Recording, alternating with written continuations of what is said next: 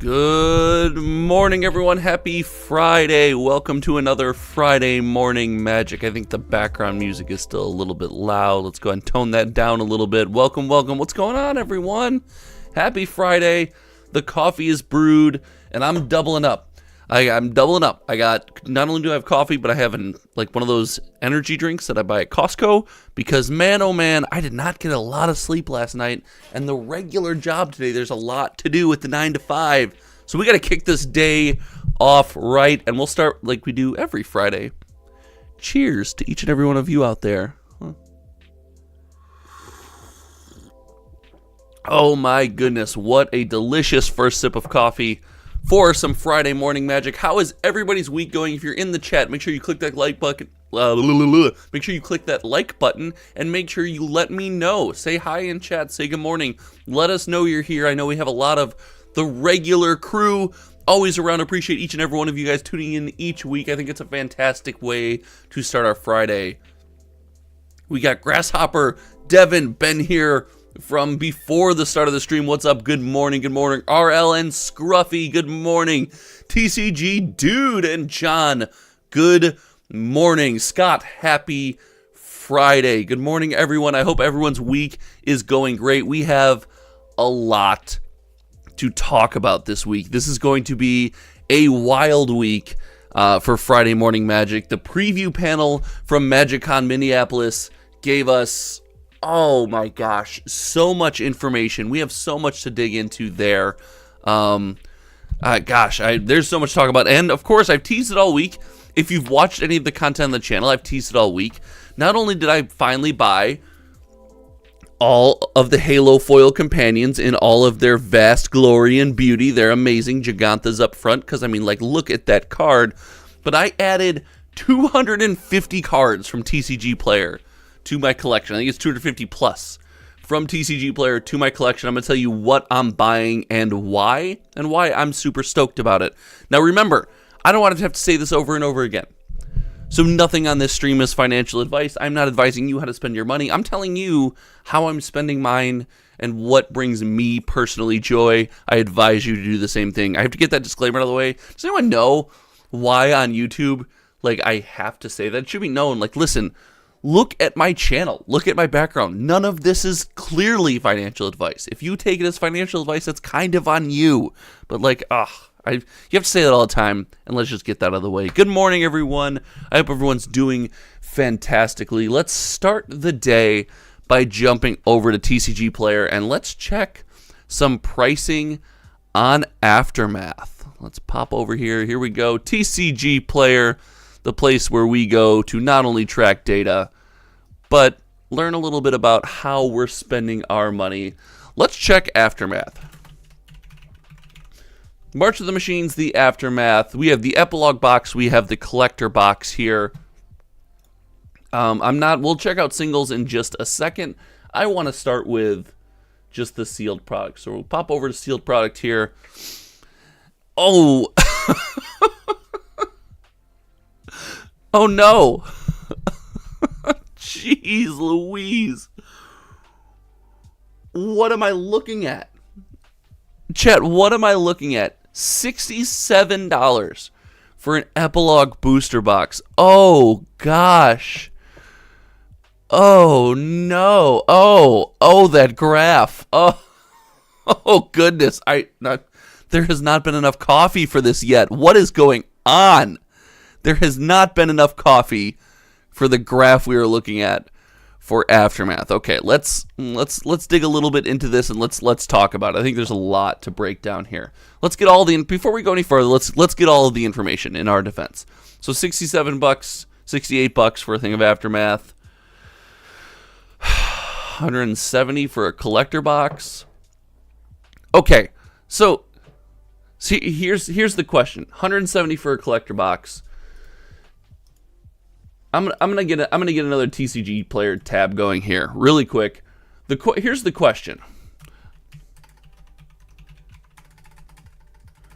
Dominaria United.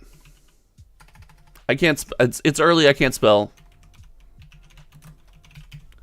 I once coined this as the opportunity for set of the year. In fact, on the May the Zoo Be With You podcast, which you should tune into immediately following this live stream, I said one of my biggest misses was saying this was set of the year. Why would I ever get a box of Aftermath? Like, this set has Leyline binding, Sheoldred, there's commons and uncommons in here that are playable in a slew of decks. Why am I ever buying Aftermath? Okay. You know what? Let's go what? No. No way. Why am I ever buying Aftermath? Why would I ever buy Aftermath? Like, look at this. Okay. That is... I can't understand, and maybe you guys can lend me some insight here. Why, oh why? Why would you ever buy Aftermath? Let me know in the comment section below. I want to know. Why would you buy Aftermath? I don't get it. Standard's not really a thing right now in paper. And if you play, while you're in the comment section, if you play Standard in your store, tell me. I want to know. But why are we ever buying Aftermath? Like, I mean, I guess we'll look at card values here in a second. It's a smaller set. You've got a higher chance to hit your more valuable things. But let's just take a look. So as far as sales go, I mean, like, look, the set's selling pretty steadily. It's not selling at the rate that you would normally see from all the data I track on TCG Player. This is the official Aftermath release date, and these sales numbers are not it. It's not where it's at as far as Magic the Gathering is concerned. This is not enough. I mean, like, look, we do have one major sale of 12 boxes, but, like, I think that's a case, right? Because of the change in size of the product. So I noticed this the other day, and I had to adjust my data tracking tool a little bit because a case of Aftermath Epilogue boosters is 12 displays. So, and a collector booster display case, oh my gosh. Oh no. A collector booster display case of Aftermath is 24 boxes. You are going to pull a playset of the set. If you open 24 boxes, you're going to open a playset of every card. Oh, what are we doing? I know that, I understand that outer cases and things of that nature are for shipping. I get that. So don't at me. I 100% understand. But man, oh man, I can't get behind this. This is wild and egregious behavior. But we theorized when Aftermath dropped that, hey, the tighter print run and people opening less product is going to be good for the singles, right? We're saying, oh, okay, well, the singles then will be where it's at. They'll hold better value. If you do open the product, you'll feel good about the singles. If you do want the cards, you'll be able to get them and chase them down. There was some positivity there. It's time on release day to put that to the test. Let's check out what single prices look like. Cheers.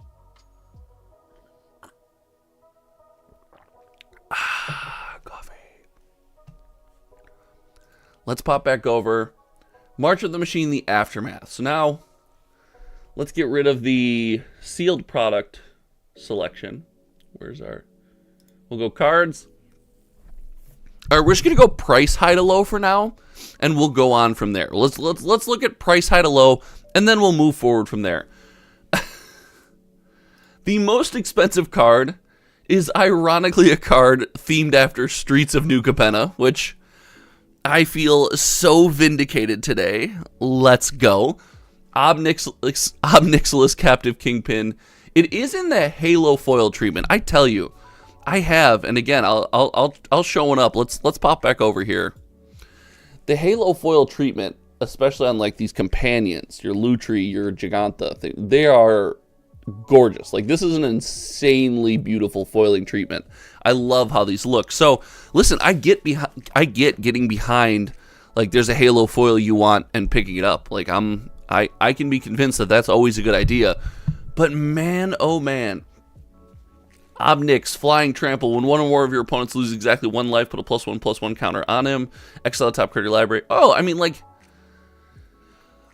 listen, that's a fantastic commander card. That's a beautiful commander card. I don't think it's too much upside too late in the game to make its way into something like any variation of Cat Oven or Rakdos Sack or anything like that in any other format. But in Commander, that's card's fine. Card's fine. Ooh, these old border artifacts are just gorgeous. I have one. I mean, you guys know we've talked about it ad nauseum. I'm constantly buying as many as I can at a reasonable price. The serialized cards from the Brothers War. So I'm partial to old frame artifacts. Let's put it that way. And this Karn, I mean, does exactly that. And the old frame artifacts in any kind of foil are just, mwah. I mean, there's gonna be beautiful cards. Let's see here. I mean, like, it's not really $30 though, is it? Like, it's 26, 27. I mean, there's 4 of them. MTG, MTG Mint card clearly did a mass box opening and got some of these. Okay, so again, this is way too early for singles. This is just 2 of them. What I am interested in is how many of these hold above, the $10 price point. And actually, without getting into the craziness of there's a bunch of hits, the holding above the $10 price point, or even the price of a pack, is important. And here, let me tell you why. It gives more people, more enthusiasts who go to the store an opportunity when they open a pack to feel like they got their money back if they went and chased down any of that value. So seeing a ton of cards in this middle tier value, in my opinion, is actually extremely healthy. Like, I know that there's not some crazy big hitters, but just breaking this down and seeing how much of the set that can come out of the collector box is in this middle tier value. It feels like if you open that collector box, right, and there's all those packs, and you get $10 out of every pack guaranteed with just one card, like, you're pretty much on your way to making your money back, right? You're in a really good spot. So, ooh, I say that unless, hold on, unless the packs, they have no cards, or no packs. 12 packs, okay. I was going to say, unless there's only like 4 packs. Oh god, this is a mess. So, have you opened any of this? Let me know. Out there, you guys, have you opened any? I opened a bit, for MinMax, but that was it. I purchased none myself. I'm going to pick up an Epilogue booster display or 2 because I think they're going to look fantastic on the shelf. And you guys know I'm kind of a rabid sealed product collector. I like the idea of collecting sealed product. I like the way it looks on my shelf. I like coming downstairs. It just puts me in a good mood. So that makes me happy. Have you guys bought any of this? And if you have, what are you planning to do with it? So we got Grasshopper, so he doesn't see a reason to buy Aftermath. I don't disagree with you, especially if you're going to play Commander. A lot of the cards out of there don't look like they're part of the 99. They're just Commanders, so you're just going to pick one up. Yeah, I totally see. Standard Paper is a myth. Listen, Scruffy Looking Gaming, first of all, if you're not subbed to Scruffy Looking Gaming yet, go check out his channel. It's a fantastic indie trading card game YouTube channel. I love the content over there, and I love the vibe that they give off over on that channel.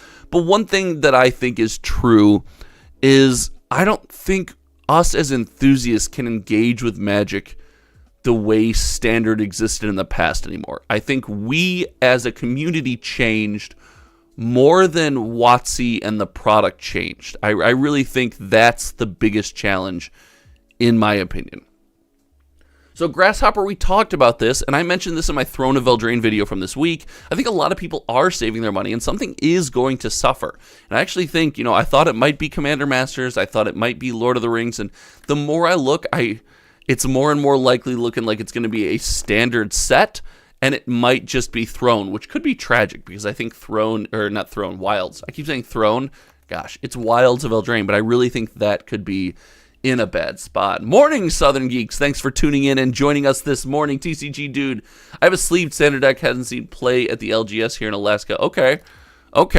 Now, does your LGS normally play Standard? Are you trying to build that community? You might have to champion that community, right? Like, you might have to be the bedrock for people coming to that store to play Standard Magic the Gathering. But we have more news to talk about. Listen, the idea that this set is not going well, and that's pretty normal. I want to talk about the Doctor Who Commander set. Doctor Who, I think, is a wonderful IP to bring to Magic the Gathering. I think they're doing it in a fantastic way, and I'm excited to dig into what this is going to bring. Not only for my shelf, for what I play personally, but just for how the community is going to react. So I'm going to start a poll here, and then we are going to do a little bit of digging on the Doctor Who Commander set.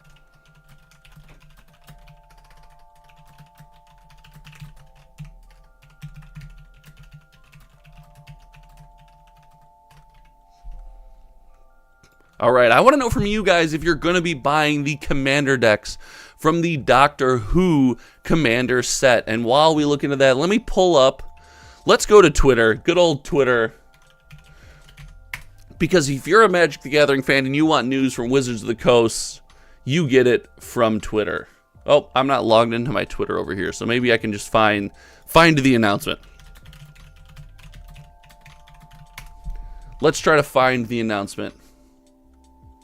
All right, we'll read it on Comic Book. Let's pop over.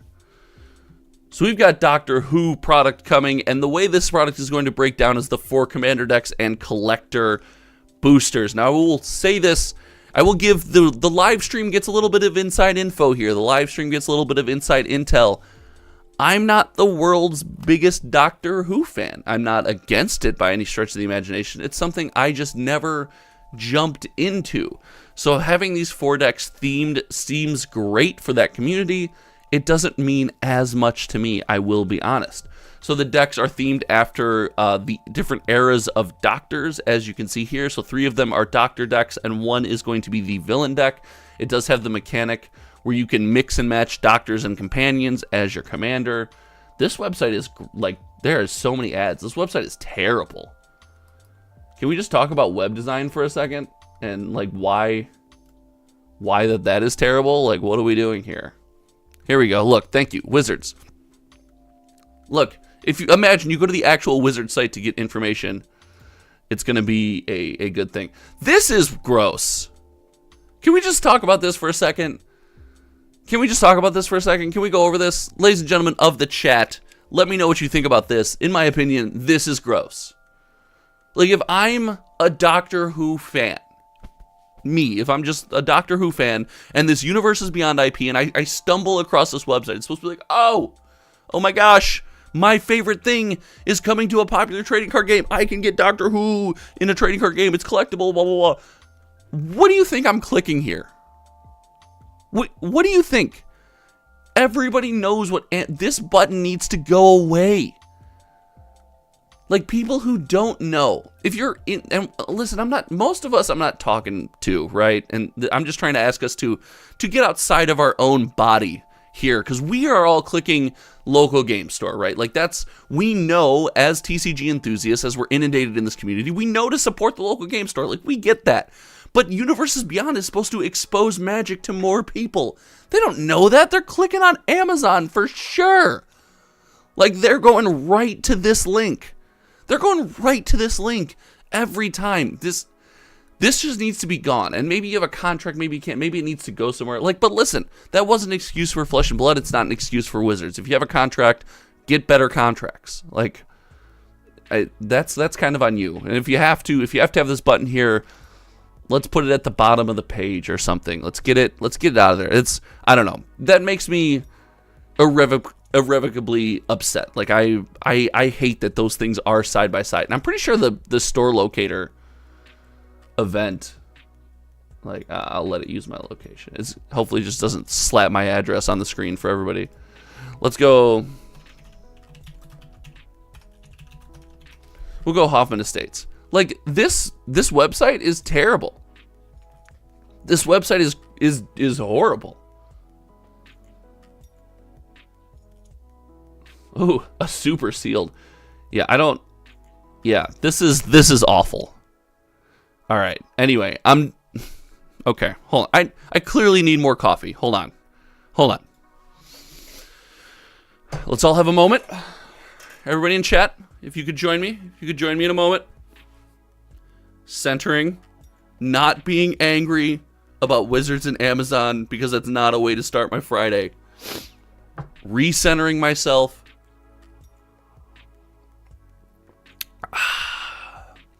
Loving the many expressions of Darth Vader. And just going to recenter, reset. Okay, Doctor Who Commander. So here we have the lineup of products. We see the 4 decks. And then this right here. This is the big... Oh, I mean, like, listen, anytime you get the deck bundle, it's always a win. This is the big win, in my opinion. The collector booster here. This does a couple things for the Doctor Who set. The first thing it does is it gives people a chance to get fancy cards, but they don't necessarily want to buy the deck. Like, let's say you want one card out of Timey-Wimey and one card out of Masters of Evil, right? To add to your commander deck or bling out or whatever have you, whatever it might be. Like, maybe you're going to want more than that. If you buy these decks and you rip that one card out, the rest of the deck is kind of like, the card kind of feels like it has to stay in there. It's just a bad feeling to buy a commander deck for one card. It's a bad feeling. But collector boosters, I mean, people are already buying booster packs to get one card. I know they should buy the single. I hear you, okay? I need you to understand. I hear you. I know they should buy the single, but they don't. People buy packs to open them. It happens. So I think what we're going to look at here is a lot of people who wouldn't otherwise engage with this product, much like Warhammer. People who didn't buy Warhammer at all would have probably bought Warhammer collector decks, right, to experience the Surge foiling, whatever it is. I think this collector booster display that we see here that's a big win. I love seeing that here. I gotta tell you, I'll probably, just like the other sets, I'll probably be buying the 4 commander decks, sleeving them up, and having them around. So let's check in on chat. Let's see what you guys are feeling about Doctor Who. Timey-Wimey and Blast from the Past will sell fast. I really think they will. Now, This is on you guys. Bigger Doctor Who fans than I are going to determine what decks are hot and what decks are not. And it's going to be interesting if the not hot decks contain the powerful cards. And we see the two communities kind of pull against each other a little bit. Your flavor fans and your Doctor Who stans and stanettes and whatever they may be are out there buying the flavorful decks, and then the MTG Commander crew is out there buying the more powerful decks, or maybe, maybe that's what the collector boosters are for. This is a big problem with Commander Masters I have, with 10 functionally unique cards in each deck. Like, if they're only in the decks, people are going to buy those decks and just kind of hoard them, and they're not going to be used as they were anticipating. So, I don't know. Doctor Who, I think this is a fantastic job. This is a great way to use Universes Beyond. I want to check in with you guys. Scruffy says, Shadows over Innistrad was a flop of one of the most successful planes of all time. We can have the plane discussion. Listen, the plane discussion is interesting. I don't disagree with you, and I think there's a lot to unpack there. So, Grasshopper says you're clicking Amazon 100%. RL, Doctor Who sets are gross. I watched the show, but I think it was so... RL, I disagree with you, and I think on the podcast this morning we discussed the fact that stance is fading, right? The idea that I don't want Doctor Who or Lord of the Rings or whatever in my Magic games, like that's going away, and people are becoming more and more comfortable with it. And like, listen, I if I were you, I would accept that. I don't think that's going anywhere anytime soon, and I think they're going to keep doing this. And as far as a way to grow the game and community, not that Magic needs much growing anymore, I think it's fantastic. It's going to get more eyeballs on you than ever before, and it's a great way to make someone from the outside feel comfortable. So, again, I see what you're saying. I'm not invalidating your viewpoint. I am saying that I think that viewpoint is getting phased out a little bit because people are, like everything with Magic, it's moving so fast, people are just kind of forgetting about it and moving on. It feels very weird.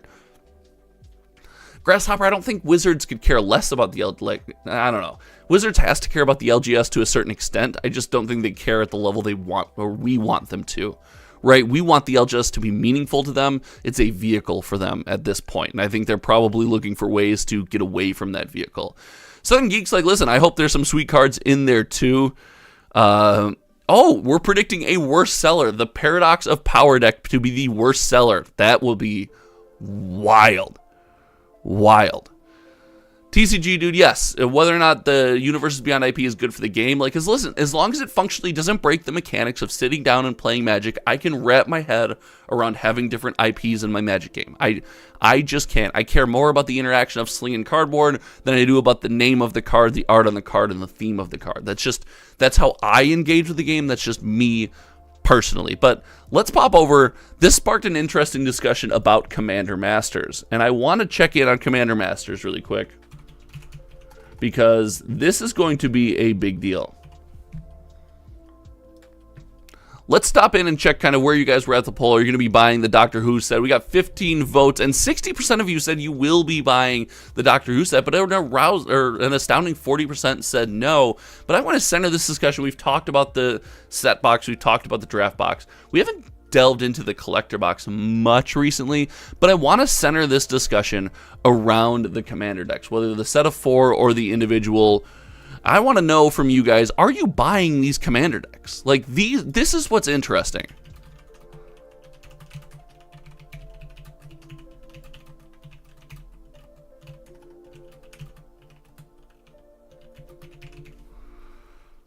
I'm starting this poll. Again, if we have any moderators that would like to manage polls throughout the week, please let me know. Feel free, reach out. I would love to have you guys so that way I don't have to stop, but I want to make sure I get this poll out to you guys really quick.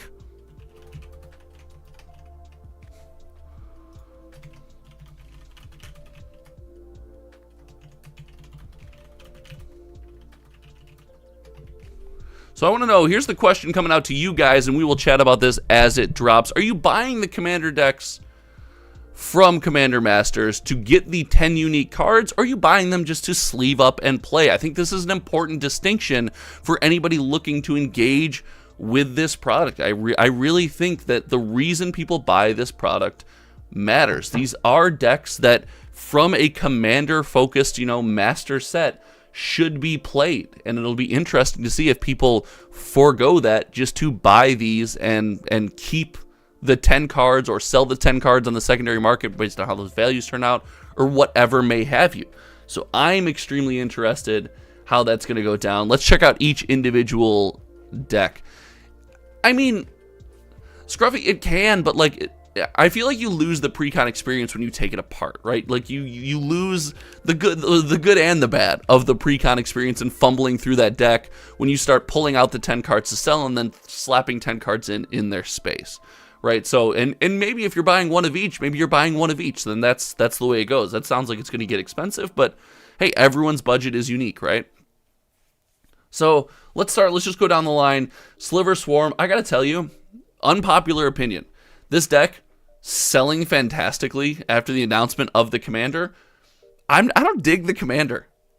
I don't like the sliver commander, the sliver grandmother or grave mother, where it takes the legend rule away from your slivers. I'm not a big fan of that deck. Is that unpopular opinion? Am I wrong? Am I just wrong on the sliver deck? I don't really love it, but as we can see, the sliver deck, listen, commanding a good price point, and these sales are so early. Like, look at how early. I haven't even started looking into and tracking this data. These sales are just so early. What, August 4th? Oh my gosh. Oh, I think this set drops on my anniversary. That's going to be a great way for me to spend anniversary money. Oh no. Oh, I'm getting in trouble. If I disappear after that, you guys know why. You guys know why. So I don't know. I was a little disappointed with the theme of this commander deck. Like, I don't get it. Or not the theme, the commander. I'm not a big fan. The Eldrazi Unbound commander. This commander is the most commanderiest commander that I've ever seen. I hope you understand what I mean by that. It's the most commanderiest commander I've ever seen. Its colorless spells with mana value 7 or more have double cascade. Like, if there's not a bigger, like, look at me and my cast giant spells and have fun, like, that's the biggest and most commander card I've ever seen. I love that theme. So the Eldrazi deck, big dub as far as I'm concerned. Big dub. Planeswalker Party. This one, like, listen, Planeswalkers seem like something that would be tough to pull off in Commander. I've never tried it before. I've never had it tried against me. It seems like something that once it gets rolling, man, you dodge a ton of board wipes. Like, it's hard to, you get a lot of effects every single turn. You get a lot of value every single turn with multiple Planeswalkers on the field, but they're just, I don't know. I guess if you're in a commander pod where people aren't attacking each other, it's probably pretty easy for these to live and get around. I don't know. It seems like it can get out of control. It's really hard to set up. I don't really have an emotional feeling about this, except this is the only commander with only 2 versions. If we noticed from the preview panel, there's only 2 versions of this commander. For some reason, feels unique, feels weird. And then, the very first Commander Masters video I ever made, the very first one I ever made, oh no, the Abzan Enchantments deck, like, everything else is so flavorful and bomby and thematic and new, and then they're like, or you can play Value Pile Enchantments. It's like, that seems like my type of game. It seems fun for me. I can't imagine most people are like, yeah, I want to play Value Pile Enchantments when I could Cascade. So, I don't know. This is, this deck, look at this graph. I think it's safe to say the community at least feels somewhat the same way that I feel. Oh, man. But there are 10 unique cards in these, so I want to check in with you guys out there. How are we spending our money on this product, and what are we doing when it comes to those 10 unique cards? Nick, good morning. Happy Friday. Welcome to Friday Morning Magic. Thanks for tuning in. If you haven't yet, make sure you smash the like button and the subscribe button. We are having a great time today on the stream. I'm like, listen, I love starting my Friday like this with each and every one of you out there. I love just sitting down, having some time to chat. As we grow, too, and the chat becomes more and more engaged, I'm really excited to, like, have more continual conversations and get some consistency in here. So each of you that tune in every week, I appreciate you more than you can possibly imagine. Grasshoppers buying it to sit on the shelf and look pretty. Listen, that's something I can understand. Like, look at my poor shelf. It's going to collapse under the weight. It's going to collapse under the weight. And this is, those who know. I won this box in a bet with my friend. So I like to put a little thing up there to remind me that this is Louies Box. It was free. It didn't cost me a dime. I will never open that box because then I have to take down the sign. This just won't happen. So listen, I love doing that. Usually buy a set to keep together and a set for individual cards like Scruffy. That's a big investment. I think you're not part of the norm. Big baller. Love to hear it. Love to hear it. Okay, let's get into what I'm buying, the important part of the stream. I told you guys I went on TCG Player and I bought more than 200 cards. More than 250 cards, I believe, at last count. So I want to ask you guys. I'm going to give you a hint here. I'm going to give you one hint. And then I am going to give you guys about 2 minutes in chat to predict what did I buy. So as I pull this up here, let's flip over. I bought more than 250 cards. This is your hint. I want to know. You got 2 minutes in chat. I'm going to open this binder. I'm going to show each and every one of you out there what I spend my hard-earned money on and what I'm doing and how I'm building a collection in modern Magic, because it's a hard place to build a collection. I'll openly admit it's a tough place to build a collection, but I want to know. Let me know in chat. What did I spend my money on? Predictions are open. What did I spend my money on? What you see on screen is your only hint. It's a little gem for the viewers, those of us who are listening without watching the stream. I don't disregard you, but I am giving a little extra bonus to those who are watching the screen, who are hanging out this morning. While you think about this, I'm going to take a sip of my coffee, and I want to know, do you think it's time to crack the secondary caffeine? Scruffy says charms in all the treatments. Charms in all the treatments. Okay, decent guess. Decent guess. About a minute more. Get all your predictions in chat. What am I buying? What am I buying? Boom, boom, boom, boom, boom, boom, boom. Outside of what I'm buying, I did include it in the 250 count. But again, I talked about this before. I think not only popular commanders, but the Halo foil companions, things that sit outside the game and special foil treatments, are a big win. So I'm going to pick up as many of these as I can and constantly add these to binders because I think they look good. TCG Dude says Shocklands. I don't know how Streets of New Capenna led you to Shocklands, but that would be dope. If I misdirected you, it is. I guess I'm tipping my hand a little bit. It's not Shocklands, but I kind of wish it was now. That would have been awesome. Mosh says all cards with the gilded treatment. Mosh might be onto something. He's not all the way on. Tyler says Triomes. Listen, I love Triomes. I don't have my original binder, but when I first got back into buying Magic the Gathering cards and product, I actually grabbed all of the full art Triomes from Ikoria. I thought they were beautiful cards. I had never seen anything like it in Magic. It was, I had always just bought the cheapest version of everything just to play, but those Triomes jumped off the page, and man, oh man, I love those cards. So let's get to the reveal. You guys got some good guesses in the chat. I like the Triome guess. I like the Gilded, the Charm, and you guys are partially correct. There's a partial correctness going on here. Let's see. It's not Phoenix, but this is a binder where when I build Pioneer decks or take them apart, I pull things out of. I pull Pioneer staples and cards. I actually bought like 40 of the foil dig through times because they're like less than $1, and I think the Friday Night Magic dig through time is a beautiful, beautiful card. So there's a lot of Pioneer staples in here, but you guys were kind of onto it. I bought Gilded Foil Charms. This is not the most effective way to do this. Gilded Foil Charms. I bought more than 50 of each Gilded Foil Charm to put, actually, hold on. Where'd that go? Where'd that go? I just saw it. There's a charm in here that's not a charm because they sent me the wrong card and they're sending me a new copy. I bought more than 50 of each of the Gilded Foil Charm. These cards are beautiful. I love them, and I actually think it's a good opportunity to collect these cards, and I want to talk about why. Now, I'm going to pull a couple of these out of the binder just to show them off. But I think that there are cards in Modern Magic that are collectible. But you can't look at it in the way, and this is all my opinion, this is just what I'm doing, you can't look at it in the way that we used to when it comes to collecting Modern Magic. It used to just be grab the most expensive version of a card and you're good to go.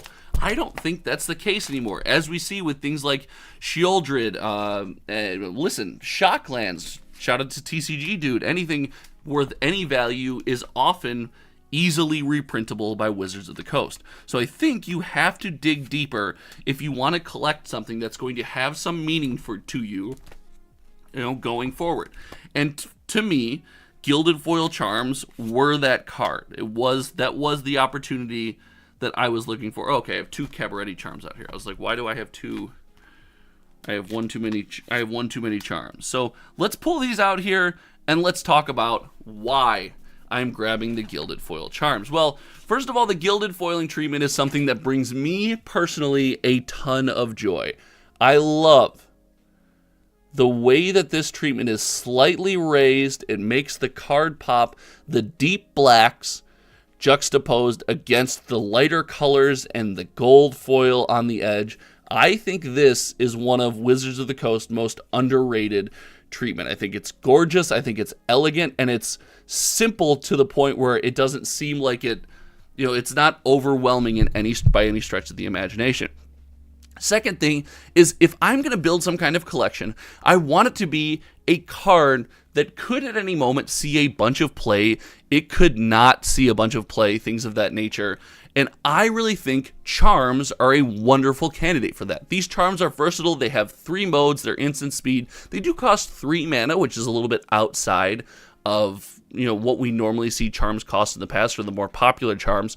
But with Commander being a big mana format more and more, and then big mana kind of making a comeback in various other formats, I think it's okay to have a 3 mana charm, and it's mostly about the versatility that's offered. I mean, heck, there's a charm in here that destroys a permanent, that brings something back from the graveyard. There's a charm in here that draws 2 cards. Riveteer's Charm is constantly seeing play in Jund. So these cards are versatile, and as Magic the Gathering changes and evolves over the next several years, these charms could move in and out of prominence. And as someone, when you're collecting something, right, you want your collection to be interesting to people at a given moment. You want them to like, oh wow, I like that card. Oh, I had to buy one of those to play on my decks. I didn't know that version existed 5 years from now, whatever it might be. So I think charms are a wonderful candidate for that. I wanted to get a treatment that was specific to a set. Now we see like there are etched foils. Etched foil does seem to kind of transcend sets, and there's a lot of etched foils out there. We see things like your regular foiling, your foil, your borderless, they seem to transcend sets. But things like Gilded Foil seem very specific to one set that I greatly enjoyed. I loved the set Streets of New Capenna, and the Gilded Foil that you see in that set does seem to be specific to that plane or that set. So I wanted to get something that felt, a little more set specific, and the Gilded Foil was something that already spoke to me. I said this was the first Magic card that I saw that put me on, it was on the same level as some other indie TCGs and their foiling treatment and kind of how they were treating that. And then finally, I felt the charms had, and I say this is not financial advice by any stretch of the imagination, I felt personally that I could do some mental gymnastics where the charms have a bit of reprint protection. And I'm going to tell you what I mean about that. Nothing is safe as far as Wizards of the Coast is concerned. There is no reprint protection. Everything will be reprinted. It 100% will happen. But some things are more difficult to reprint than others. And if you look at things like Lord, and this is what made this, the Doctor Who IP announcement kind of got the Lord of the Rings IP announcement got the juices flowing, and the Doctor Who announcement kind of confirmed it. The Lord of the Rings cards are going to be difficult to reprint in the way that they exist because they contain another party's IP, and we don't know how that licensing works. Now, it could be a lifetime license, and maybe I could be wrong, and they could just reprint these things all the time.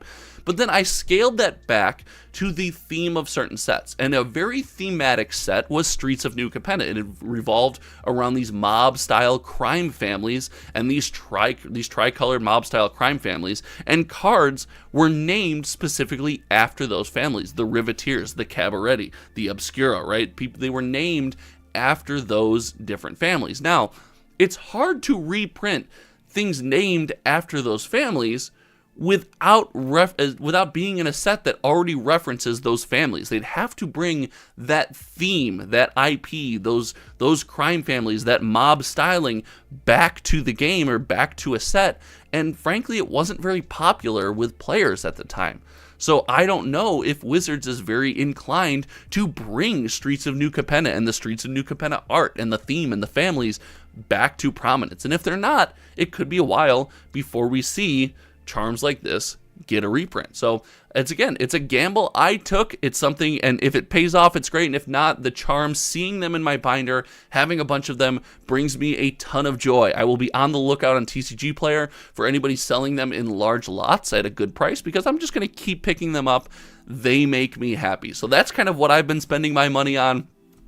I was able to get them all at a great price. I got them all, and then I guess now that we've kind of looked at that, let's take a look here.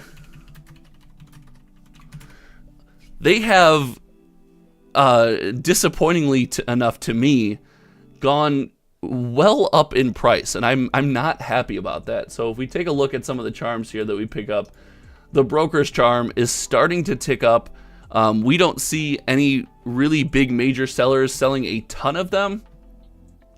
So we can start getting, when you start getting into, oh, I want to buy 10 at once, well, you're going to pay a premium to do that. Like, people are starting to realize these things are worth a couple bucks. Nobody opens Streets at a good amount, I can't imagine, because, man, people just don't like it. People are not a big fan, but so I've been doing that. So like this, the Draw 2 charm went back up. The Jund charm has always contained, Riveteers has always been a pretty good or pretty expensive card as far as an uncommon randomly from a trash set is considered.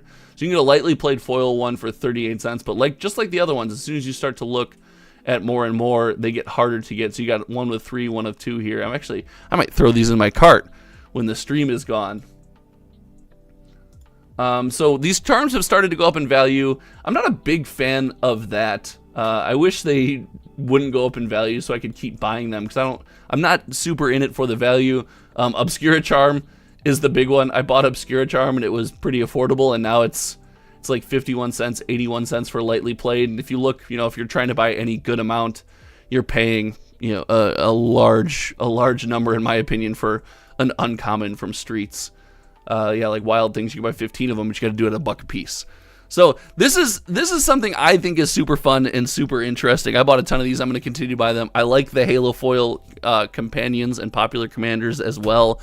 This is just something that I'm going to continue to jump in on. So let me see what you guys think. That's what I'm buying. I'll probably make a video about it this week because I really like it. I think it's an interesting conversation. They bring me a ton of joy just to look in this binder and see. So let's see. Tyler, no sleeve, just binder. Yeah, it is one of those nicer binders. It's got the nice feeling back and stuff like that. But yeah, no sleeve, just binder, no inner. I didn't want to buy 250 plus inners to do this as well. Maybe I will. Maybe listen. Maybe that's the next step. When I get my next 250, maybe it's buy 500 inners and just get all these things in there and hold on to them forever and just find myself a little joy. But yeah.